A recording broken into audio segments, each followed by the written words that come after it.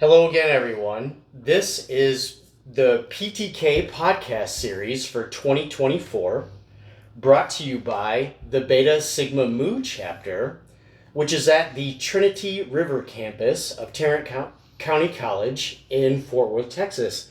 And we have our second guest with us today that is going to tell another remarkable story, biographical in nature. And we welcome you to listen to Jacob. Thanks. Howdy. So my name's Jacob Brown from the Tarrant County campus, or Trinity River Tarrant County campus, majoring in history, transferring out in the spring to UT Austin. So that'll be pretty awesome. Can't wait for that. So should I just begin? Are there any opening questions? Yeah, jump right in. Yeah, so, all right. I was about 5 or 6 years old, about when I point to when this sort of problem or this stuff I've been going through has kind of began.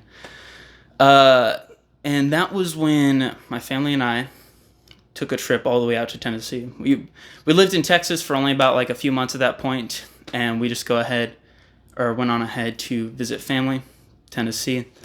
I can't remember actually the city in Tennessee, but it was in Tennessee pretty much. To visit my great grandparents. So you have my granny and my papa. So in those, you can kind of figure out who's who in that group. Papa, great grandfather, granny, great grandmother. And we gone there to celebrate. I believe it was my birthday, but I can't recall specifically. Have you always lived apart from them your whole life? How long have you been in Texas, or were you born there? How did that part work? So I was born in Montgomery, Alabama, and we kind of moved all over the South. Mm-hmm.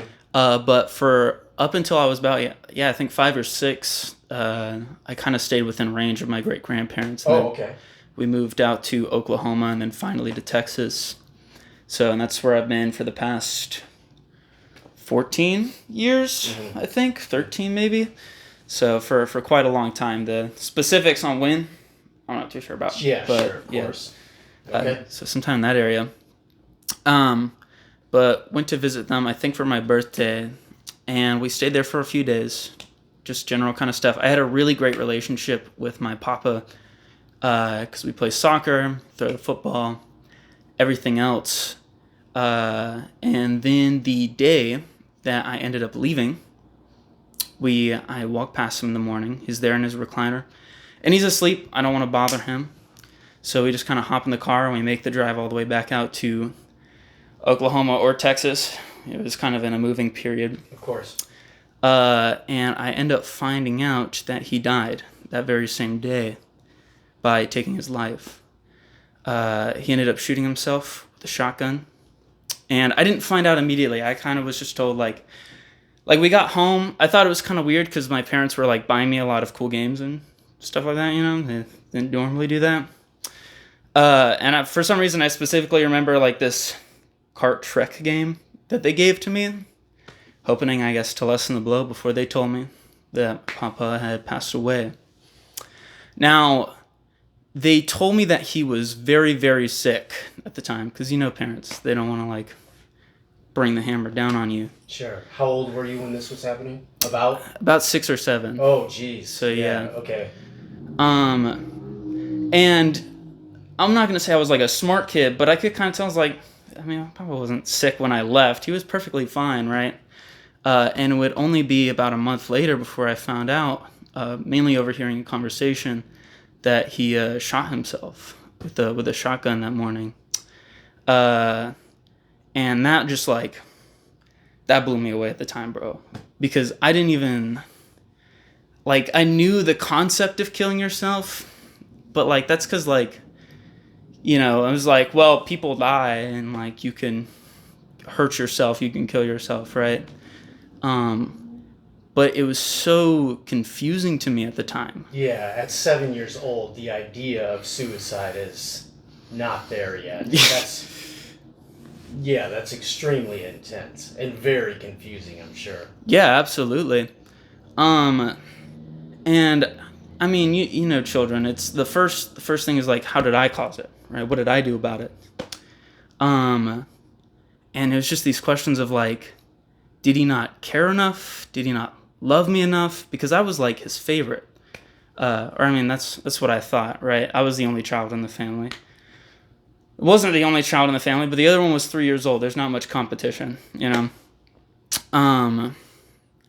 And I totally loved him. So the fact that I was still here, right, and who I was as a child didn't like do anything. It didn't matter, right? And I found out way later he took his own life because of depression and huge debt issues. He loved gambling and everything else, and he just like I guess he was just in such a terrible spot with all of it. He was like, there's no point anymore, right? And I want to say I found that out close to like 10 years old or something, like the specifics of that. But that still didn't kind of change the question, right? Why did that matter more than whatever love he gave me or whatever love that I shared with him, right? Mm-hmm. And it was especially recontextualize every picture that I ever had of him. Even now, like as I grow older, one of the pictures I have of me as a young child is me like lounging with him on the sofa. I'm like sitting right there and he's right there. I'm propped up in his arm and everything. And, you know, I'm smiling and he's got the most deadpan, non-caring look on his face. And it really did make me question if, I don't know, like, did he love me or what that was? And of course, I imagine he probably did, but it was just, people get very confused, right? And that option of suicide looks very attractive when things are very hopeless, right? But yeah, ultimately, that was about the first time that concept had hit me, and it didn't leave me for the rest of my life.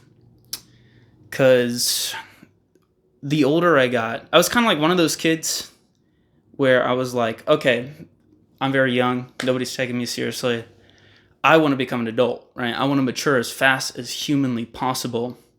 And now I'm an adult, I'm like, well, now I want to be a kid again, right? Now I want to appreciate what I couldn't as a child. But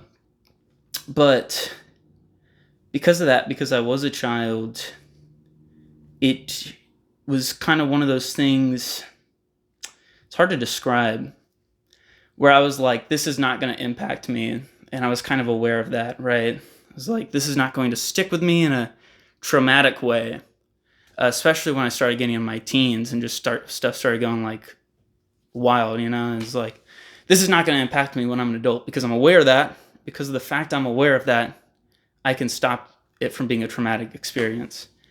But then like you hit adulthood and those kinds of things really did stick with you in ways that you never wanted them to, that you weren't prepared for. Mm-hmm. And they just hit you like in a really off-kilter kind of way, right? Yeah, well, you've already brought up some major overarching themes. So being the head of a family, regardless of whether you're a man or a woman, sometimes men put a lot more stock and context into that, right? Yes. So when it comes to letting something like debt snowball out of control and you've made it up in your mind, I'm the breadwinner. If this whole thing unravels, that's going to be my fault and responsibility. And then you got into the photograph where you're just beaming, like, I'm with my papa. Look how awesome this is. And who knows what he was going through in that moment. He could have been having a very, very dark, difficult time. And then you totally unaware.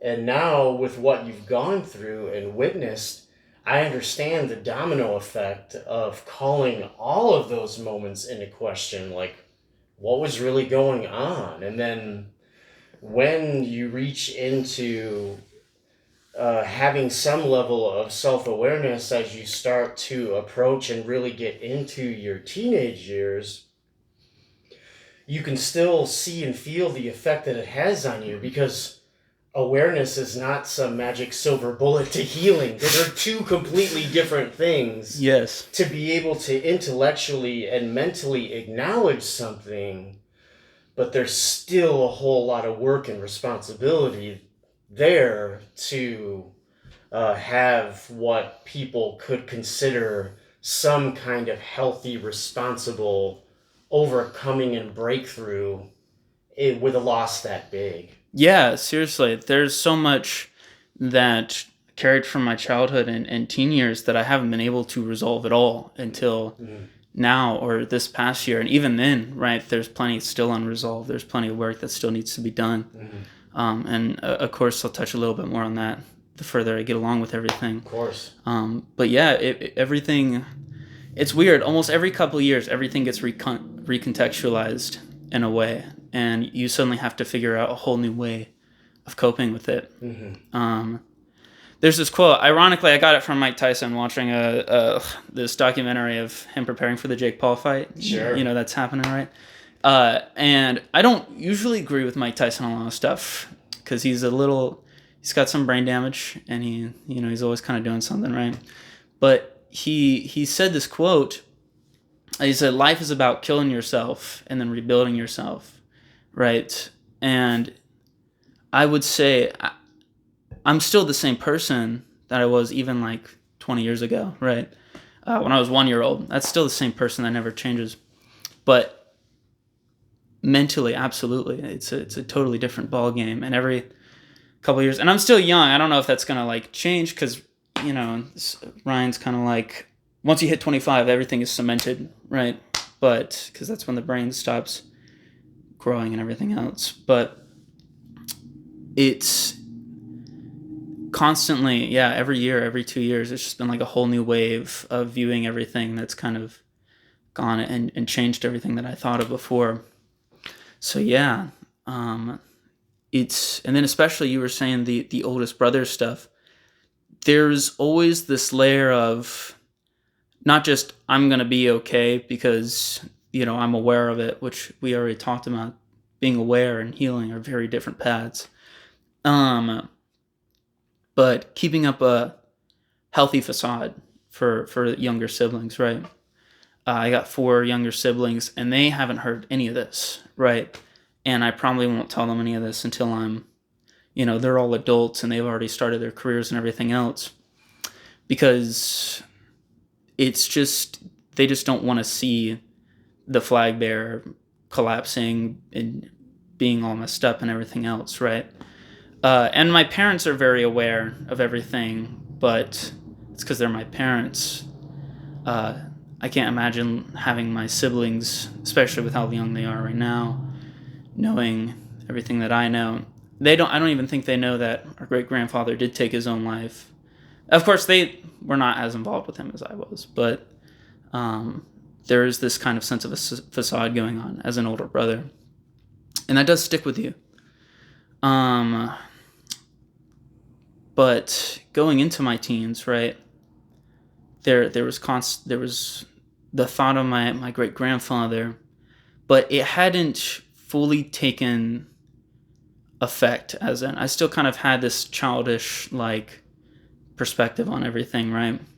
Because normally it's not always a single event that just like cracks, right? It kind of builds, or these concepts kind of build, they wither, right? And I would say that event would be, it's another case of somebody dying, and it is almost like suicide, but it's far more like an accident, right? An accidental suicide. Yeah. And that's because when I was about 12, 13, they had I can't remember if it was Skype or Discord. It was in this weird period where people were transitioning from Skype or Discord, and Discord's been out for a really long time now, right? And I had this older friend. He was about 17. His name was Tyler Roberts. And we'd set up these kind of games on Roblox. You know what Roblox is? I don't. So it's kind of like this online video game where you make a game. You can make a small game, and then you can open it to a whole platform of other players in the same community, pretty much. And right now, it's like a really big thing. They got like it's like 11 billion games, whatever, right? Wow. Yeah. So it's mostly children just play it. But at the time was part of this community on Roblox that made obstacle courses for people replicating the American Ninja Warrior game show. You know, if you know that. Mm-hmm. Yeah. It's the kind of obstacle course. You touch the water, you're out. And so that was a community I was very involved with. And it started going outside of just like building obstacle courses. Started becoming, we're friends, right? Learn more about people's personal lives. And there were all kinds of ages on there. There was like 10-year-olds who just like now getting into Roblox, and there were like 25-year-olds that had competed on the show and are really good at building the games, right?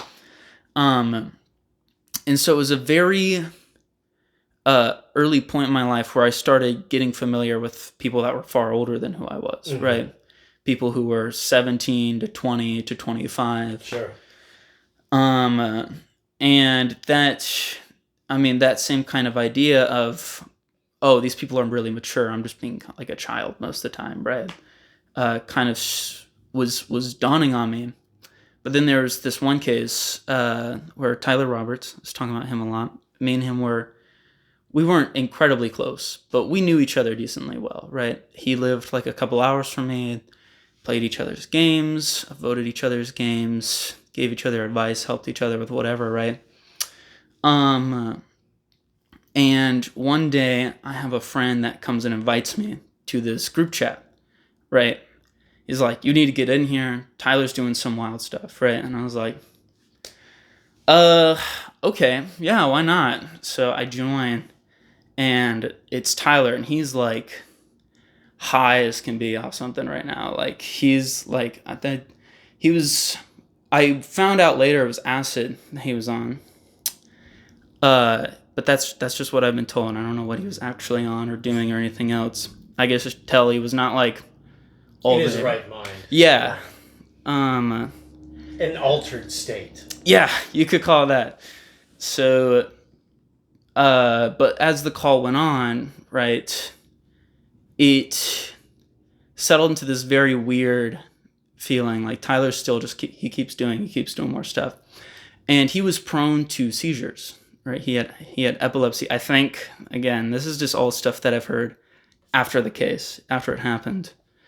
But there comes a point where he starts, kind of like shuddering and shaking, and kind of spitting up stuff and whatever else. Mm-hmm. And then I hear him fall back over in his chair. I don't hear him. It's a screen call. I'm watching him, right? And he, like, it goes like dead silent for a solid like 10, 15 minutes, right? There is absolutely nothing going on.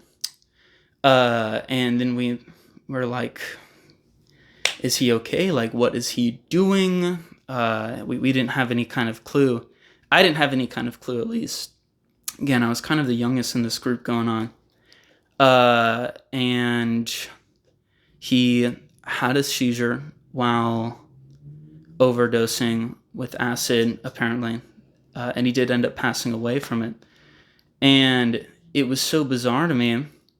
And I had suspicions at that moment because just watching like movies and whatever was like, yeah, I know about overdosing. I know about seizures because, I'm 13. And at that point, like you've practically started watching R-rated movies and everything else. So you get the gist on that front, but there's not as much personal experience with it. Mm-hmm. So when that ended up happening, I just left the call, and I was totally baffled. I was just sitting there alone in my room, right? And I did get the confirmation like 3 days later that he died because his real life friends I knew his real life friends through an account, and they basically informed me of it. And it was like, whoa, I just watched someone die pretty much, right? And again, I kind of had the feeling at the time, but the 3 days later, again, it did really set in that I had watched someone pass away. And it felt uncomfortable to me that I felt uncomfortable about that, if that makes sense. Mm-hmm. Because in my mind, people die all the time, right? That's a totally common thing. People die all the time. There's wars everywhere.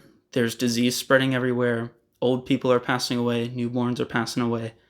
It's a very common thing. And for me to have been like, wow, this makes me sad and this hurts, that felt completely wrong, that I was being childish about it. And it still did like sit uncomfortable with me because Tyler was a good dude. And I didn't give him the respect he deserved at the time. But it started this very morbid fascination with watching people die, because again, I need to mature. I need to grow up older. And now I can kind of think back, and it's like a weird technique to dehumanize myself, so I feel apathy towards that sort of thing.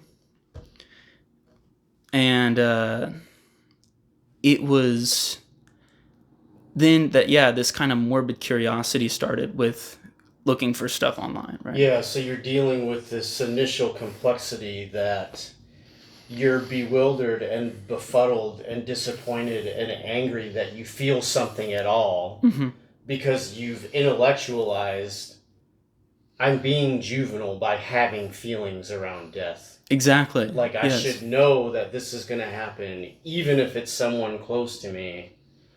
So now, to desensitize myself to it, I just have to go all out and start exposing myself to it as much as possible in hopes that it's going to transform or mature me to it in some way. Exactly. Without dealing with the actual emotions that it's okay to feel things when someone close to you dies. Yeah.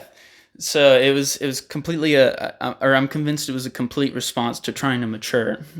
So I mean, there was my great grandfather, there was Tyler, and those are two people that just stuck with me with how bothered I was. And so I took to the internet, and this was at a time where the internet was exploding with stuff like LiveLeak, if you remember that website, where you could post pretty much anything you wanted and you would get away with it, right? And so I went out searching for these like ISIS execution videos and cartel execution videos, and that stuff gets brutal. Like, it's really gruesome. I don't know how much detail I'm allowed to go into. I'm not gonna. We should keep it generic. Yeah. People lost arms. People lost faces. It was like a whole thing, right? Yeah. And it like clearly didn't sit right with me because again, it was so weird. I was like acknowledging that I was doing this, and I was acknowledging that I was feeling, and I was still furious at myself for that. And these videos were totally sickening stuff, absolutely sickening stuff, that really taught me that people could be horrific, right? Incredibly violent, incredibly evil, and themselves desensitized, right? And yeah, I just totally tried to indulge myself in it. And then the next day, I would, after like watching something like that, I wouldn't sleep. I would go to school and I wouldn't be able to talk to anyone. Like, it was like a constant state of like being untethered, right, from whatever world I'm around, because this image of somebody being brutalized like constantly kept me awake, right? And that stuff never went away. I was so engrossed in it that like I still get very vivid images of like the worst of stuff, right? So I kind of shot myself in the foot doing that. And what more is, it showed me how easy it was for people to die, right? That it really didn't take a lot. And that once somebody does die, that's just like a body of meat, pretty much, right? And when you see that, it does desensitize you, and it does start developing this sense of apathy, but you really forget what's actually valuable about humanity. It's where you get this perspective that people really are just like animals with a higher state of thinking, right? And not to go philosophically too far into that point, but I don't think people can 100% believe that fact and still love completely, if that makes sense. Or I couldn't, at least, right? Because that's all everybody started becoming to me. Is just kind of like this thing, like cattle, they're animals. I'm an animal, right? We're all just animals just walking around. And at any moment, somebody could be reduced to flesh and bone, right? And nothing else. And You mean without their essence? without their essence. Without the mind. Without the mind, without the soul. And that, and it kind of sounds like I'm disconnecting from where I'm getting at, but it really does connect back with this sort of inner thinking, right? Because at first, when you strictly view people like that, there's kind of like two routes that I've noticed. There's either the I'm entitled route, then, in which people are just animals, but animals need to survive. I need to survive. I deserve a sense of security. I deserve a sense of this and that, right? And then there's the other route where everything loses its sense of value to you, including yourself, where there is nothing about you. There is nothing that matters, and you're just kind of this husk with other husks. And looking through the world through that lens it started cementing itself when I was about 16. It was like, it made it easier to deal with emotions, but it definitely wasn't healthier, right? Because then you just start like isolating yourself from things. And I hated myself, again, because I was still totally conscious and aware of what I was doing. And I knew it wasn't healthy, but again, I was convinced like this is what has to be done for me to become an adult, for me to understand, right? And it just like, I'm brain farting. I'm having a hard time finding the words. It just made me hate a lot of things, essentially. And this boiled down to a shortage of patience for my girlfriend at the time, for my mother, for my family, and worst of all, it convinced me that there was nothing out there for me. There was nobody out there for me. There's no point. And to side. So you're feeling a sense of isolation, and in a certain sense, being alien. You're experiencing things most other people don't experience. Not only that, you're doing it on purpose. And then because of this sense of isolation, you're losing your real care and concern and patience, which is isolating your relationships and reinforcing loneliness. Yeah. I'm getting the sense of. Yeah, pretty much. And especially at a time like that when I'm not alone yet, right? I have a girlfriend, I have a mom, I have a dad, I have friends, right? But I'm voluntarily shutting the walls off because that's what it takes to be a man. That's what it takes to mature. You got to be apathetic, or at least that's what I thought, right? Sure. And this even tied back into how I started viewing politics, right? I'm not going to go too depth into political theories and whatever else, but that's where politics like socialism get the most ground, I feel like, or even something as extreme as fascism, when you reduce people to nothing, or reduce people to a hierarchy, or reduce people to numbers, right? Socialism in particular, right? It strives on utilitarian beliefs and factually, what's the most amount of happiness you can get out of delivering everybody a bare minimum, or whatever way they want to go about handling that system, right? And those ideologies also just kind of started like taking control of who my character was, of who I was as a person, right? Crucifying people that didn't respect those or understand those ideologies in my mind.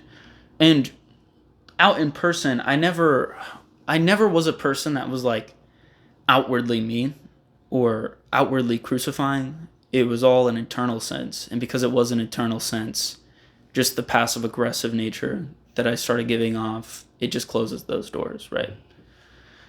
Um, Coming into my 16, 17, 18 years, when I'm 16, around that period, it really ends when I'm 18. But I start having a very intense falling out with my mom. She was not a fantastic person.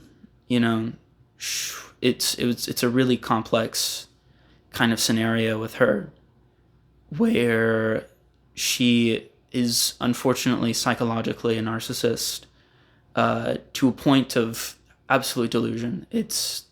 And I sound like a teenager complaining about my mom, but it's like, it really was a kind of helpless case of pleading with her, because she was my mother, right? And even though I was shutting myself off to this world, there was still this kind of nagging in the back of my mind, like, this is your mother, like, you need to love this person and she needs to love you, because, like, if this thing falls apart, then there's legitimately nothing. Like, and that was kind of I knew that, and yet it still was just not something that was working out, because I was in between houses, divorced parents, so going back and forth, and college, going back and forth every week.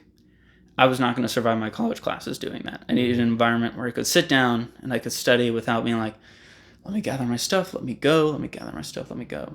Right? And my dad, who's been through college and is a very intelligent man, was the obvious pick in that sense, right? And of course, I like negotiated with her, and like, I'm still going to come see you, like, at least every week, at least once a week, right? Like, you're only like 30 minutes away from me, 20 minutes. I can make the drive up here. It's never a problem, right? And she took the situation and she kind of erupted it into this thing of like how terrible my father is. And it's about that time when she dropped a bombshell on me at a point where my mental state was already very self-loathing, and where I was like hitting that period where I was like, okay, people are just like, there's nothing special about people, and there's nothing special about me, right? And it was that my dad was not related to me. He's not my real dad. My real dad abandoned me at birth, and she didn't want me at all, right? And she was very adamant on that fact. It's like, I did not want you. And yet, here I am, 18 years later, having to take care of you. I'm wasting my money on you. I'm wasting my time with you. And this is how you're treating me. And she went on to just kind of be like, you're going to go to dad's, you're going to want to kill yourself. And just like a whole load of stuff, basically. She even admitted, it's like, she admitted that the only time she ever took me out to do anything special was because she was spiteful to my father doing it first. So anytime my dad went to take me out to eat, go back to my mom's that week, she took me out to eat. Yeah, no, it went back and forth. It was very spiteful. But it like totally changed how I saw it, and especially because it was not a situation I was blowing up into, like, parental households thing. It was like I need to get through college because I'm bombing high school. So community college, I need to do really well so I can go to a really well university and still pursue what I want to, right?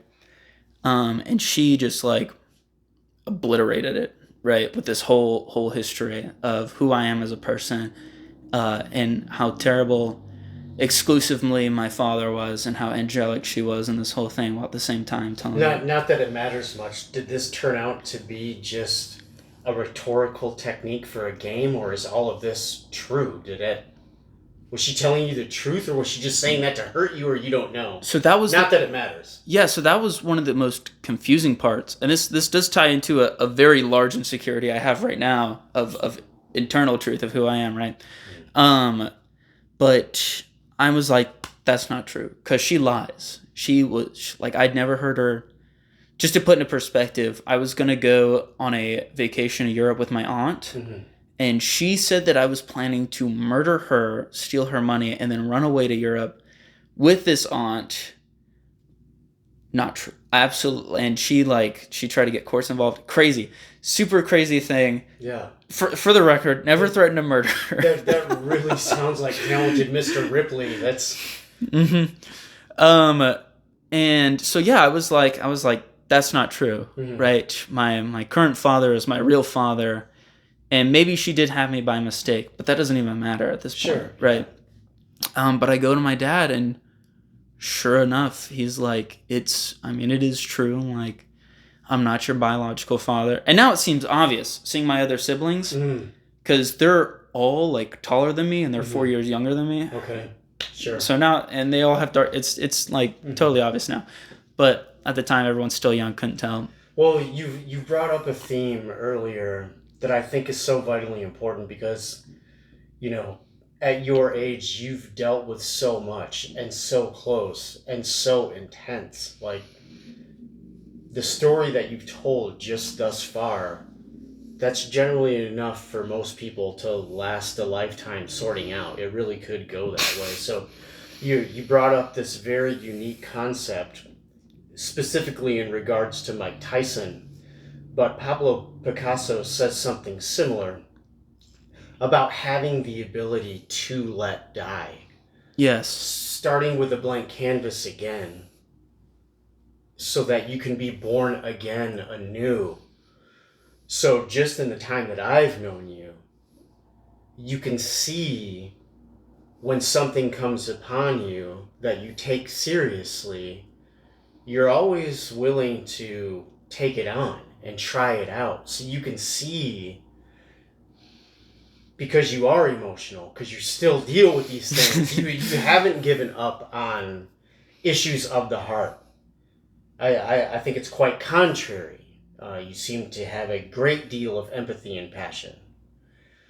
So your patience and your care for other people is constantly reflected in this idea that you're willing to be hurt over and over and over and then let it die and be with it.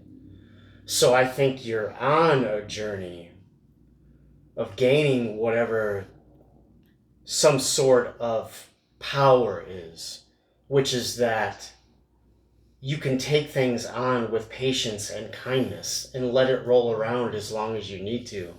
It doesn't have to destroy you. It doesn't have to scare you and make you ball up in a fetal position, even when it hurts really, really bad. Yes. You can stay with it until it dies and then let it go for what it is.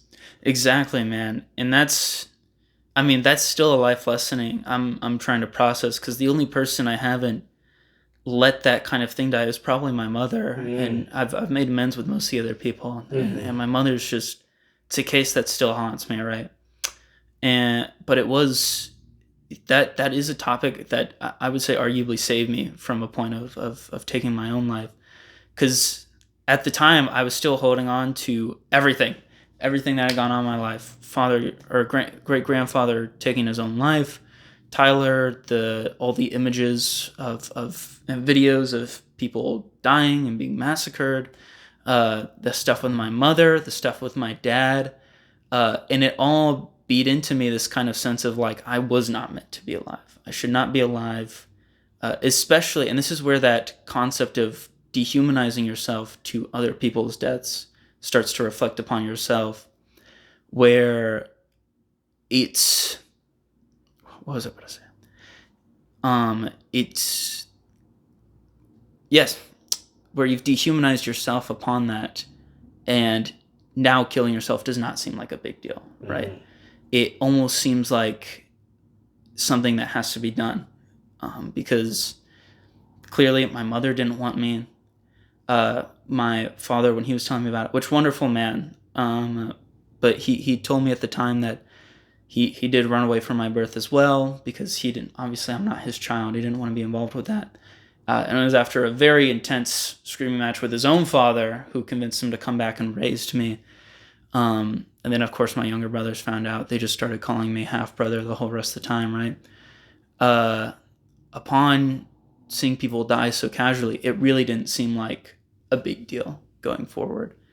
And it was when that realization hit, and when my mother had kicked me out of her house from everything that was going down, where it would have been totally natural, right? Is what it felt like. And it was really last year where everything started boiling down, where my mother did go ahead, take the steps to kick me out. I was failing my early college classes, and my dad's a very academic person, so he was very, very disappointed. He made that very well known. My brothers didn't respect me because now they know I'm not like fully related to them. My girlfriend had gone off to Texas A&M, cheated on me while she was out there. And because I was with my girlfriend, I had pushed away all my other friend groups, and that's where this closing door stuff, where I had willingly started voluntarily shutting everything down, now there was actually nothing there, right? I had a house to stay in, so I'm very fortunate for that, and I had food, but there was no any sense of love anywhere in that life, right? I was going to community college as an investment, is how my father put it. And so now that I was starting to see, because again, I was very aware of what I was doing. Now that I was starting to see what this desensitization had done to my relationships, and to how I've reacted to everything, now that everything has legitimately been cut off, then it felt like somebody had kicked a chair out from under me, right? And I was still hanging on to the news. There was nobody to go to. I spent days and days just like walking around on the campus, right? I didn't talk to anybody. I wasn't part of any clubs. And I really didn't like exist to people. And when that happens, it's when you really start thinking about your whole life, right? When you have hours of just like dead silence, nobody to talk to, when you get to reflect too much, right? There was even a time where I just like went out by the river. I sat there for like 6 to 8 hours, just like rationalizing it over in my head. Like, what's the point? Like, what am I doing anything for? And I mean, death was so easy. It was such a simple concept. I mean, it didn't matter, right? Especially because this idea of people giving meaning to life because of death, right? It's like, it's because you die, it's because you have limited time that you should enjoy life, right? But when you stop caring about that deadline, then there's no way you can justify enjoying a life, essentially. Especially, I didn't have any kind of sense of like I didn't come from anywhere. I was just put into this family unwillingly. So there was no pride of where I was coming from. And I'd just been at a point where I've never had to work hard or care in my life. And it was a case where nobody like loved me. Nobody particularly hated me. And that was what felt the worst, is that was just pure apathy everywhere I went. And ironically, that's what I was like, yeah, that's what being an adult is, apathy. It's being apathetic, right? But I don't think that now. I'm only 21, and I don't know how much that thought's going to change going forward in my life. But 19 years old, I could not survive being apathetic all the time, right? And I could not survive everyone being apathetic towards me. It got really concerning because anytime I was driving anywhere, the thought of just like staring into traffic became very, very powerful sometimes. Especially because then it would look like an accident, right? Oh, crash on I-45. That's what it is, right? So now I'm not burdening anybody with the thought of like, hey, I'm taking my life, or anything like that. But I couldn't work up the courage to do that. And I thought that was because I was just being scared of death or something like that, right? I think it's a totally natural thing. So I settled on a date, which is March 23rd of this year, to go ahead and take my own life. And I started planning that out. It was December last year when I started planning that. And I started writing suicide notes. That's when I started like making a lot of amends to people, but it was never because I cared and I wanted them to feel better about it and myself to feel better about it. It was a I don't want them to be worried when I'm dead, right? And I mean, there wasn't a lot of people to reach out to at that point, right? There wasn't a lot of people to go and apologize to, except for probably my mom, but I was very spiteful, and I was like, she doesn't deserve an apology, it's whatever. Maybe I'll even blame her, like, when I'm going and kind of stuff, right?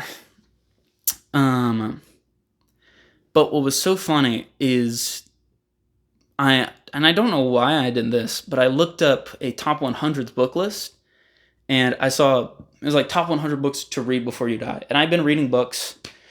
At that point, like the biggest books I'd read was Hunchback of Notre Dame by Victor Hugo, which horrible book, by the way. That is a horrible book. And then Crime and Punishment by Dostoevsky, which I had finished my second attempt at reading. I was like, it's pretty good. But, Crime and Punishment doesn't have any, like really helpful stuff to internally learn. It's like here's a question to morality, and then we're going to violate that question, and now what? So reading that almost kind of fed into this whole dynamic of, like, people are animals. It doesn't really matter, right? Sure. Because that's just the character in that book. A number one on that list, and it's so funny because now when I look at any top 100 lists, I don't see the book listed in like top 10 at all. But for this particular list, the top number one book was The Brothers Karamazov by Dostoevsky. And so I popped it open. I was like, all right, gonna start reading this. It's pretty long. I could finish this before March 23rd, and then I'll be like, hey, I read the number one book. And it's like a little thing to congratulate me on. And I read the first part of that book, and I couldn't appreciate it for what it was worth at the time. But going into January, I joined the philosophy class. Am I allowed to name drop? Sure, I think so. Just not last names, for their privacy. Okay, yeah. Say whoever's name you want. Yeah. So I joined a philosophy class with Mark, right? And amazing teacher, super lovely guy. And he saw I brought in a copy of The Brothers Karamazov one time, and he loves Dostoevsky. And he was like, when you finish reading that, you need to come talk to me. You need to come talk to me after it's done. And I was like, yeah, sure, whatever. Yeah, why not? And I was going through the book, and that's about the time when I started joining a philosophy club on campus too. And his class and the book really started opening me up to this argument of strictly thinking like logical versus just having faith in something, right? Not necessarily faith in a God, right? Brothers Karamazov doesn't have anything to do with faith in a God, but faith just in like general humanity, right? And that really opened up my eyes at the time at first, because Dostoevsky was a very intelligent man, and Mark was a very intelligent man, and they both, despite being so intelligent, had this belief of humanity being something, and it was just kind of like the first time I'd seen someone who was intellectual open up that idea. And, I was very pretentious at the time. I was like, intellectual people say there is no meaning, and so, but there came a time, right, and I had finished off writing my last suicide note, right, and it was dedicated to my youngest brother, who the thought of him walking on my body kind of disturbed me a lot. Walking in on my body. My plan was we had a train tracks near our house, to just like stand out in front of like the woods, which strangely, I changed my plan because I saw a podcast episode of someone who cleans up bodies, right? And he said one of the most disturbing cases I had was when someone took their own life by train.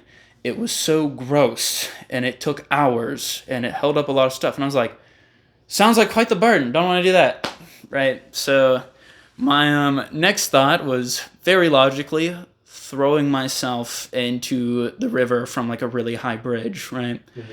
Not thinking that same river might be used for water and whatever else. Don't ask why I didn't think about that. But yeah, so that was the idea. I was gonna go throw myself into this river, and I just finished writing the last note for my youngest brother. And it wasn't a very long note. There wasn't a lot in it. It was just like reassuring. It's like, you could not have done anything about this. Don't think about this. We're not even fully related, kind of deal, right? And halfway through February, I had this. I got very, very worked up one night and was like, screw a due date or screw a date. I'm gonna just go do it, right? And so I drove out here to Fort Worth because there's no like tall bridges where I live, right? And I sat in my car because at the same time I was still really scared. And I was like, I'm gonna call like the suicide hotline about it, right? And so I called the suicide hotline. And it felt so pathetic at the time because I got on this phone with this lady who was nice, doing her job, everything right, had a nice voice and everything else. And the way she talked to me, I know was designed to help me calm down. And I guess it did help me calm down in a way. But it rubbed me the wrong way. I had a really fragile ego, right? And she was just talking to me like a child again, right? It's like, well, I'm sure everything's gonna be okay. And when I was just like bursting in tears at this point and like couldn't articulate what I was thinking, I'm like, I'm so lonely and I'm like there's nobody anywhere and I'm just so lonely. And she was like, have you ever tried joining a club? And I was like,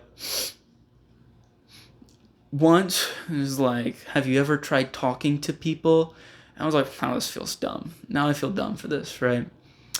And it just made me feel so pathetic, which stopped me in that moment, but arguably made me even more furious at myself, right? Especially, I was just so angry at myself because it's such a weird conflict when that stuff starts happening, where you're like, I'm gonna take my own life, and then the other side of it is like, that's pathetic, and I'm furious at you, and then your other side justifies and like, yeah, you're furious at yourself, it's getting you nowhere, might as well do it, and then you just get like more angry at this own cycle that's going on. It just keeps bickering and bickering. And that's why you can sit out by a river for 8 hours and just go back and forth with yourself over it. And it stopped me in the moment, but the March 23rd date was still pretty set in stone for me, right? But, and I don't know if it's because of the way that I felt like a child or just thinking of my younger brothers, but it made me reflect more on what being a child really was about, right? Obviously this maturing into apathy stuff was getting me to a point of self-harm, right? And I didn't feel any more intelligent for it. In fact, at the time, I had a really big insecurity about my own intelligence. But thinking about me as a child, I was even more furious because then instead of like recognizing my great-grandfather's death for what it was and Tyler's death for what it was and what I had ultimately started doing to myself as a response, I blame them, right? Like, how dare they? How could they sit here and especially my great-grandfather, I was so mad. Like, how could he take himself from me? And why didn't he love me? And it made me pin this blame on, like, I was not able to act like as a proper child or have like a happy childhood because of these people and because they sat here and they did this to themselves and that impacted me and it hurt me and traumatized me. And it was again one of those moments. And again, I'm still like tearing up just at like the thought of them doing that. And this is like one of those examples where that trauma doesn't go away and you kind of have to learn to live with it and understand it and face it with a sense of patience. But I was so angry at them for that, right? And it's not at all a justified anger. But it was one I just couldn't help at the time. And this thought of being a child and what I missed out on just infuriated me. As though, especially in my teen years, as though it wasn't like a voluntary thing I'd done to myself, right? And I don't know if that realization started a subconscious domino effect of a sense of appreciation, because children really are like something amazing to me now. I volunteer at this elementary school, right? And they're so like full of love, right? They're like beaming, they're giants. And I just like, even now I don't understand where that comes from. But it really does, man, I'm tearing up too much. It really does just like hit your soul in a way, right? Well, you realize you're also giving yourself the opportunity to love kid you. Yeah. That is a great way to word that. You're allowing yourself to be a child again. Through these children, you're going back in time to let yourself be a kid and be a giant and play and not have the burden for what you're still continuing to deal with now. Right at the beginning of this thing, you brought up kid you. That takes a lot of wisdom to even be able to do that. It's okay to hug kid you. It's still in there. And sometimes we need that. Absolutely. March 23rd was not that long ago. And look how far you've come already. Absolutely, man. That is a great way of putting that.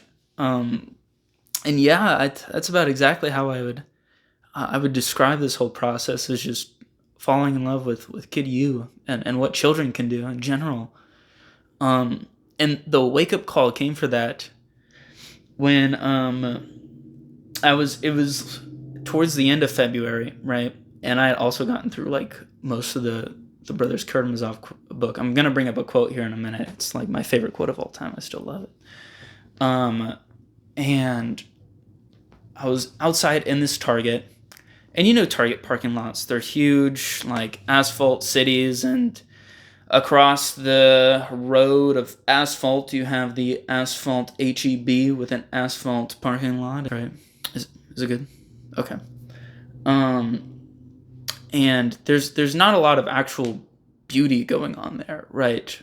At least in the sense that people think, right? When I hear that term beauty, people are talking about like something aesthetic, right? Like, whoa, you are beautiful, and they're dressed in whatever it is, or they see a beautiful mountain range. I just use it, right? That's beautiful. It's a beautiful mountain range. And I think there's an aesthetic form, and then I think there's an internal form. And in this very ugly parking lot, it was like straight out of a movie. It was like sunset, the sky was orange, and this child was there with his mother, and there were all these birds, and he started running at them, and they just started like floating up, and they came back around, and they floated back up because he just kept chasing them, right? He wouldn't stop, and it's just giggling. He loved it. Like, it was the best day of his life. And I'm going to preface, because I'm starting to sound getting into like religious language. I'm not like a particularly religious person. I'm not an atheist. I was at the time. But this started changing my mind because it felt as though something had like absolutely touched my soul, right? And in some, like in a higher plane type of stuff. Like, I could not describe it because I gasped at it, and I just like watched it for a minute. I felt like a creep afterwards because I was like watching this child. And then I go and I just sit in my car and I just like break down in tears, and it was like I hadn't cried like that in years, and I was there for like 40 minutes just in this car, sobbing. And it's funny because now after that moment, it's become very easy to cry again, right? Which I think is fantastic. But it just unloaded upon me this whole emotion, and it started just piecing together stuff in my life. I think that was a moment where I technically killed myself, right? To give room for something new. Especially because then I got home, and this sounds like a joke, but like dead serious. It was when this is probably why this quote is my favorite in the Brothers Karamazov. But I opened this page, and I was reading the chapter, and it's in the last part. And it's where one of the brothers is in a jail cell after he was falsely accused of murder. And he gives this whole speech, right? And if I can look up what the quote is, because it is something that really impacted me. And I know it decently, but I can't say it by heart. So hold on. Okay. Yeah, it's not loading. But the quote basically it was like, I know that I exist, right? Throughout 1,000 different agonies, I know that I exist. Even if I was outstretched upon a rack, I exist. Or if I was alone in a pillar within a storm, I would still exist. And just in knowing the sun is there, seeing the sun, I exist because of that. And even if I was in the catacombs and I couldn't see a sun, I know that it's there. And there's a whole life in that, and knowing that the sun exists. And it gave me this overwhelming sense of like realization of like, yeah, maybe I wasn't meant to be born, right? And maybe I was very damaged from the things I had either experienced or imposed upon myself. But I do still live regardless of that, and that is a gift. Just to be alive is a gift. And people die. People do die, and it's very easy for somebody to die. And that doesn't give life meaning, but we can fall in love with life, and that is what gives that meaning, right? And it just, that kind of stubbornness that didn't need a justification, right? That like blew me away, especially knowing the author's life, writing that. The author had a very grim life. He was part of a mock execution where just before they pulled the gun, they called it off. And it was like a purposeful thing to traumatize him, just like destroy him psychologically. Before sending him to a labor camp in Siberia. Literally. Yeah. And he had, a wife die, 2 children die. Just before he wrote that book, his a very young, I think it was son, ended up passing away at 3 years old. And his name was Alyosha. Or maybe it was a daughter named Alyosha. I can't remember exactly. It was a young child that he had, and loved them very, very dearly. And that's the main character of that book, Alyosha. And even in the opening of that book, there's this whole scene of this mother who just lost her child, and it's like a very emotional scene of this child like crying, or of this mother crying about losing her child. And so it's a book very personal to who Dostoevsky is. He talks through these characters, and this felt like a moment where, despite all this terrible stuff, because Dostoevsky's lived a far more difficult life than most of the people I know, harder than me, right? But the stubbornness of existing, right, and being grateful for that existence, period, without any kind of justification, that is exactly what I needed to hear in that moment, right? And sure enough, I ended up finishing the Brothers Karamazov, and then having this whole conversation with Mark, the teacher of the philosophy club and the philosophy class. And I don't think he knows, but he hit me with that bit of knowledge where it was stuff that I internally knew, but I didn't know how to think about it. I didn't know how to articulate it. And one of the things that he told me word for word was, maybe you can love other people, and maybe you can love yourself by loving the child they were before that, when they were innocent. And I was like, wow, oh my, like, that, it pieced together so much. Yeah. by the time March 23rd came, I didn't even realize it was March 23rd. Gone. It was gone, Gone. right? Rebirth, letting die. Yeah. Exactly, man. And it's, I mean, obviously life hasn't been like perfect since, Sure. right? There's still plenty of stuff that go wrong, and not everything is resolved up here, right?